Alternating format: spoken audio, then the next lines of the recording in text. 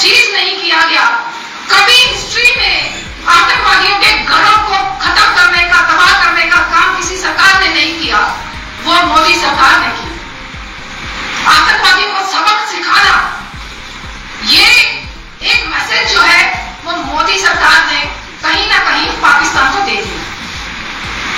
22 अप्रैल की वो काला दिन, काली रात, जिस दिन पाकिस्तानी आतंकवादियों ने घुसकर हमारे हिंदुस्तानियों को मारा और पूरे जम्मू कश्मीर को शर्मसार कर दिया।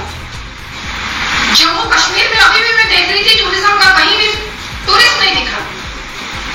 उस एक वारदात ने पूरे कश्मीरियों का सवाल खड़ा कर दिया कि आप सारे मुसलमान आतंकवादी हैं।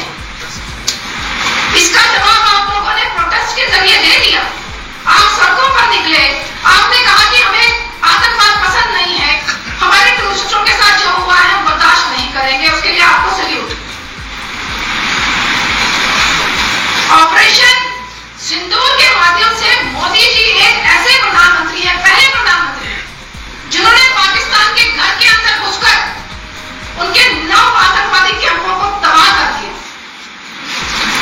उनके कितने एयर स्पेसेस को खत्म कर दिया और एक मैसेज दे दिया कि हमारे घर में घुसने की अगर हिमायत करोगे तो तुम्हारे घरों में घुसकर तुम्हें मारेंगे। इतनी हिम्मत रखते हैं।